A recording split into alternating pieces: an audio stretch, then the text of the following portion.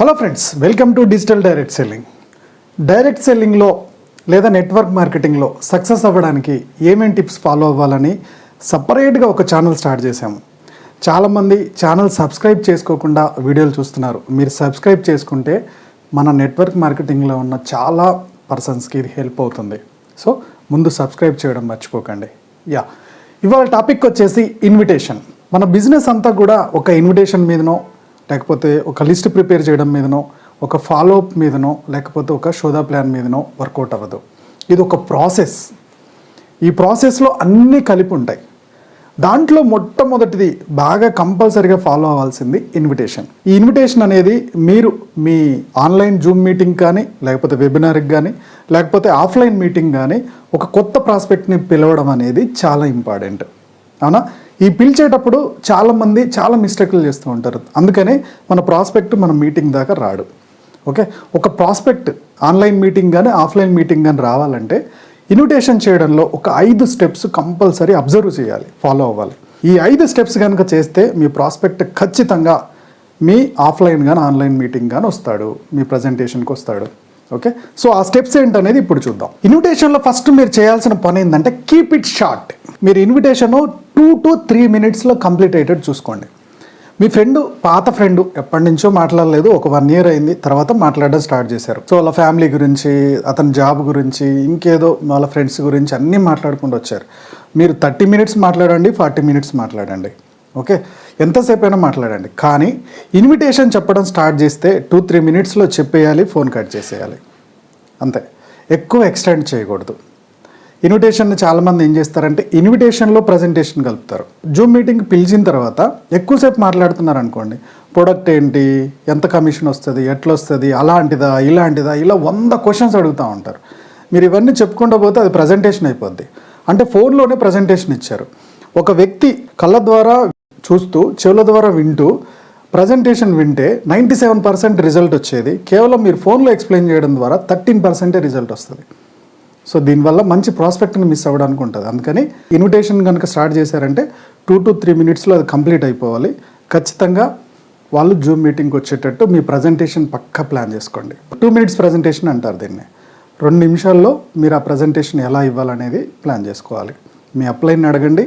Okay, లేకపోతే మన వీడియోలో చాలా వీడియోలో ఉన్నాయి, 2 నిమిషాల్లో ఈ బిజినెస్ ప్రజెంటేషన్ ఎలా చెప్పాలని వాటిని చూడండి. సెకండ్ స్టెప్ వచ్చేసి answer the questions with questions.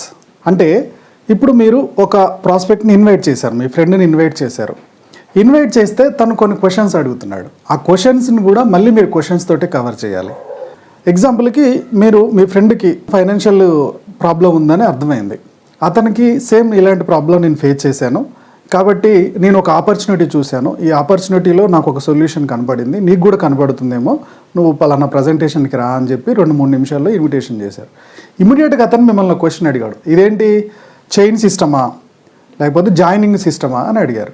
అప్పుడు మీరు ఏదో ఆలోచించి ఇది జాయినింగ్ అని చెప్పాలా వద్దా అలా ఆలోచిస్తున్నారు అనుకోండి, అతను డౌట్లోకి వెళ్ళిపోయే ఛాన్స్ ఉంటుంది. ఇమీడియట్గా తను చైన్ సిస్టమా, నెట్వర్క్ సిస్టమా, లేకపోతే జాయినింగ్లు చేయాలా, ఇవైతే నాకు కుదరదు అని అన్నాడు అనుకోండి, ఇమీడియట్గా మీరు అడగండి జాయినింగ్ సిస్టమా అంటే ఏంటి. మళ్ళీ క్వశ్చన్, అతను క్వశ్చన్ అడిగారు చైన్ సిస్టమా అని, మీరు ఇమీడియట్గా ఇంకో క్వశ్చన్ అడిగారు చైన్ సిస్టమా అంటే ఏంటి.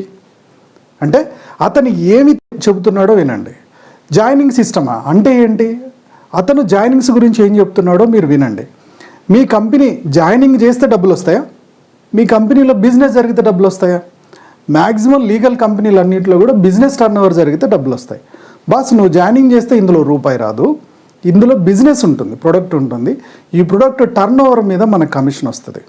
ఓకే, సో ఈ టర్న్ చేసే వాళ్ళు ఎంతమంది వస్తారో వాళ్ళ మీద కూడా మనకు కమిషన్ వస్తుంది. నువ్వు జాయిన్ చేసినంత మాత్రం రూపాయి రాదు.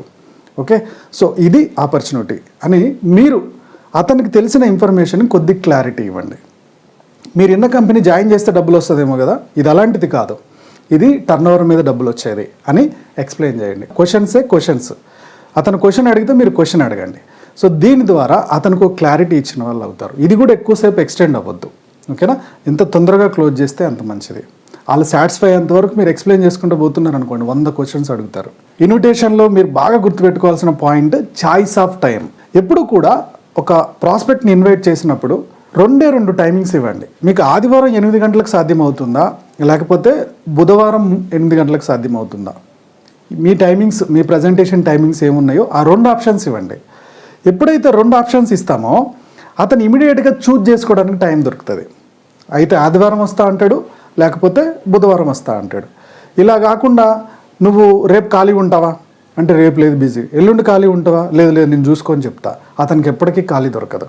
అందుకని ఎప్పుడైతే 2 ఆప్షన్స్ ఇస్తామో అతను చూజ్ చేసుకోవడానికి కూడా చాలా ఈజీ ఉంటుంది. రెండోది, ఈ 2 ఆప్షన్స్ కూడా నన్నే అడుగుతున్నాడు, సో సెలక్షన్ అంతా నా మీదనే ఉంటుంది కాబట్టి ఇతను నన్నేం ప్రెజర్ చేయట్లేదని ఒక ఫీలింగ్లోకి వెళ్తాడు.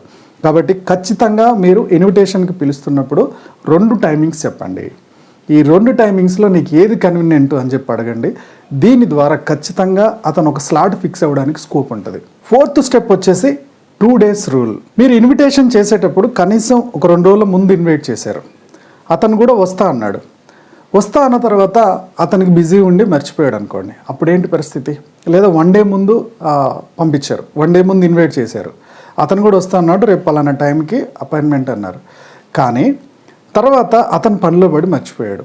అందుకని మనం ఏం చేయాలంటే వాట్సాప్లో వాళ్ళకి రిమైండ్ చేస్తూ ఉండాలి. Okay, so first 2 days back కనుక మీరు ఇన్వైట్ చేశారనుకుందాం, 1 day ముందు అంటే నిన్న ఇన్వైట్ చేశారు మార్నింగ్ 9 o'clock, ఇవాళ 9 o'clock ఒకసారి రిమైండ్ చేయండి. రేపు కదా బిజినెస్ ప్రజెంటేషన్, సో తర్వాత రేపు మళ్ళీ ఒకసారి మార్నింగ్ ఒకసారి గుర్తు చేయండి, రేపు ఆఫ్టర్నూన్ ఒకసారి గుర్తు చేయండి, తర్వాత ఒక 1 hour ముందు ఒకసారి గుర్తు చేయండి, తర్వాత స్టార్ట్ అవ్వగానే ఒకసారి గుర్తు చేయండి. ఇలా గుర్తు చేస్తూ ఉంటే ఏమవుతుందంటే వాళ్ళకి ఓకే నేను పలానా వాళ్ళకి మాట ఇచ్చాను, నేను వెళ్ళాలి అని వాళ్ళకి గుర్తు చేసిన వాళ్ళు అవుతారు, రిమైండ్ చేసిన వాళ్ళు అవుతారు. ఈ రూల్ కంపల్సరీ ఫాలో అవ్వాలి. ఒకసారి ఇన్వైట్ చేసాము వాళ్ళే వస్తారు, వాళ్ళకి నీడ్ ఉంటే వస్తారు, నీడ్ ఉండొచ్చు కానీ బిజీ ఉండొచ్చు కదా. సో దాన్ని రిమైండ్ చేయడం అనేది ఇన్విటేషన్ చేసిన వాళ్ళు ఫాలో అవ్వాల్సిన one of the best step అనమాట. 5th step, no obligation meeting. ఇది చాలా చాలా చాలా ఇంపార్టెంట్ స్టెప్ అనమాట. మీరు ఇన్వైట్ చేశారు, కంపల్సరీ నువ్వు రావాల్సిందే, ఇది నీకు హెల్ప్ అవుతుంది, ఇది నీకు ఉపయోగపడుతుంది, నువ్వు బాగుపడతావు, ఇలాంటి ఫోర్స్ఫుల్ మాటలు మాట్లాడకండి. దీనివల్ల వాళ్ళు చాలా ప్రెజర్కి ఫీల్ అవుతారు. వాళ్ళకి ఆలోచించుకునే ఒక ఆపర్చునిటీ ఇవ్వండి. ఎలా అంటే, బస్ నా ఫైనాన్షియల్ సిచ్యువేషన్ ఒకప్పుడు ఎలా ఉందో ఇప్పుడు కూడా నీది అలానే కనబడుతుంది, దీనికి నేను ఈ ఆపర్చునిటీ ఎంచుకున్నా, ఈ ఆపర్చునిటీ నీకు కూడా సెట్ అవుద్దని నేను అనుకుంటున్నా, ఇది నీకు సెట్ అవుద్దో లేదో, ఇది నీకు సూట్ అవుద్దో లేదో, ఈ ఆపర్చునిటీ వల్ల నీకు వర్కౌట్ అవుద్దో లేదో నేను గ్యారంటీ ఇవ్వను. సేమ్ నీలాంటి సిచ్యువేషన్ ఒకప్పుడు నాకు అయింది, ఇప్పుడు నేను దాని నుంచి బయటపడ్డా, నీకు కూడా అవుద్దనే ఆశతోటి నేను చెప్తున్నా, ఇది నీకు వర్కౌట్ అవుద్దో లేదో నువ్వే ఒకసారి వచ్చి చెక్ చేసుకో. ఓకే, సో నువ్వు ఖచ్చితంగా రావాలి రాకూడదు అని నేను చెప్పట్లేదు, నీ ప్రాబ్లంకి ఇది సింక్ అనిపించింది నాకు, అందుకనే చెప్పా, నువ్వు ఒకసారి చెక్ చేసుకో. ఇక్కడ ఏమైందంటే వాళ్ళకి ముందు కంపల్సరీ నేను వెళ్ళాలి, మనోడు బాగా ఫోర్స్ చేస్తున్నాడు అనే ప్రెజర్ కన్నా కూడా, అయ్యో మనోడు ఇలాంటి ప్రాబ్లంలోనే ఉన్నాడంట, అతనికి సెట్ అయిందంట, మరి నాకెందుకు సెట్ కాదు, అసలు ఏంటిది నేను పోయి చూద్దాము అని ఒక ఆలోచనలతోటి అక్కడికి రావడానికి, మీటింగ్కి రావడానికి స్కోప్ ఉంటుంది. కాబట్టి ఎవరిని కూడా ఒత్తిడి చేసి ప్రెజర్ చేసి తీసుకురాకండి. ఓకే, సో వాళ్ళకి ఆపర్చునిటీలో ఉన్న నాకు సెట్ అయింది నీకు సెట్ అవుద్దేమో అనే ఒక పాయింట్ ఆఫ్ వ్యూలో చెప్పి, ఇది నీకు సెట్ అవుద్దో లేదో నేను గ్యారంటీ ఇవ్వలేను, నువ్వు ఒకసారి చెక్ చేసుకో అని చెప్పారు. కాబట్టి ఖచ్చితంగా అతను వచ్చి ఐడెంటిఫై చేసుకోవడానికి, అది తనకు సూట్ అవుద్దో లేదో సెట్ చేసుకోవడానికి ఛాన్సెస్ ఎక్కువగా ఉంటాయి. ఓకే ఫ్రెండ్స్, ఈ 5 పాయింట్లు మీరు మీ ప్రాస్పెక్ట్ని ఇన్వైట్ చేయడానికి చాలా చాలా హెల్ప్ అయ్యే పాయింట్స్. ఎందుకంటే ఇవి నేను ఫాలో అయ్యాను, ఈ ఫాలో అయ్యి రిజల్ట్ చూడగలిగాను, కాబట్టి వీటిని నేను ఎంత కాన్ఫిడెంట్గా చెప్పగలుగుతున్నాను. ఈ పాయింట్ ఫాలో అవ్వండి, ఖచ్చితంగా మంచి రిజల్ట్ చూడగలుగుతారు. ఈ వీడియో నచ్చింది అనుకుంటున్నాను. నచ్చితే ఏ పాయింట్ నచ్చిందో కామెంట్ చేయండి, ఒక 4 మన కొత్త డిస్ట్రిబ్యూటర్కి ఫార్వర్డ్ చేయండి. దీని ద్వారా మన ఛానల్ గ్రోత్ పెరుగుతుంది, కొత్త డిస్ట్రిబ్యూటర్కి ఒక డిజిటల్ ప్లాట్ఫామ్ దొరికినట్టు అవుతుంది. నా యూట్యూబ్ ఛానల్ చూస్తున్న నా వ్యూవర్స్, నా సబ్స్క్రైబర్స్, ముఖ్యంగా మన డైరెక్ట్ సెల్లింగ్ డిస్ట్రిబ్యూటర్స్ ఎంతో గొప్పగా ఎదగాలని కోరుకోవడంలో మా డిజిటల్ డైరెక్ట్ సెల్లింగ్ ముందుంటుంది. Go self made.